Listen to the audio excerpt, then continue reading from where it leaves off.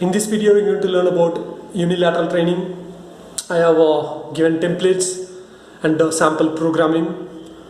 See, templates are like skeleton of the human body.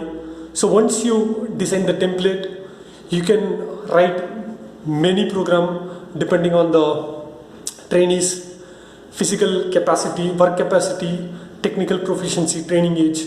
So the template is the basic. First, design the template. So what is unilateral training? Unilateral training is nothing but training one limb at a time.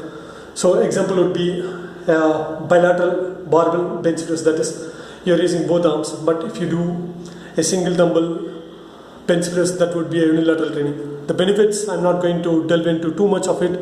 The first thing is it will help in stability, balance, coordination, and also you can work on isolated strength and weaknesses. So the template is very simple. Upper body push, upper body pull. I'm not getting deep into horizontal or vertical. So just upper body push, upper body pull. B1, B2, that is lower body knee dominant and lower body hip extension or hip dominant. As you can see, I have scaled the template for beginner 1, beginner 2, that is 3 levels. For upper body push, I'm using a simple and easy to coach one arm floor press, superset with one arm chest supported row. Sorry, I have changed the order here. For lower body, I'm using a split squats for knee dominant and single leg hip bridge, that is floor bridge, to work the hip extension pattern. We are still working the unilateral part for this beginner, but the program is very minimal. As he gets used to it, we can move to a more advanced variation. Here I'm using a one arm dumbbell bench press, increased range than the floor press and more challenging on the midsection, followed by one arm standing cable row. As he was doing a chest supported row in the previous training, the standing cable row would improve the challenge of the lats and pulling muscles.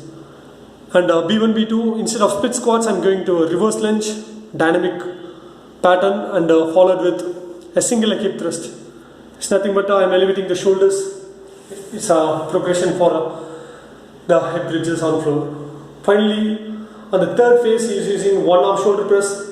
I'm not a big believer in introducing direct flexion work, that is overhead work, at the beginning, unless until they show good mobility and shoulder flexion pattern. So I'll be introducing it in the third month or after a time where they can demonstrate good shoulder flexion. So one arm shoulder press followed by one arm lat pull down. Instead of reverse lunge, I'm using a variation of dynamic step up. Finally, single leg deadlift, but not a balancing type kickstand, that is you place one foot behind you while performing the single leg deadlift. It's like a staggered stance deadlift. So in this video, I'm going to break down a program which I use for advanced trainees. I start with half kneeling, one arm press. Preferably I use kettlebells because it's a more rotational and safer on the shoulders. Followed by reciprocity row. So reciprocity, I'll demonstrate this in the video. This will train the cross pattern of the body. Followed by rear foot elevated split squats or Bulgarian split squats. For more advanced, they can do single leg squats from box or from floor. And a variation of single leg deadlift or single leg good mornings. The reason being, I start with half kneeling press. It stretches the hip flexors. Suppose a set call for like 12 to 15 reps.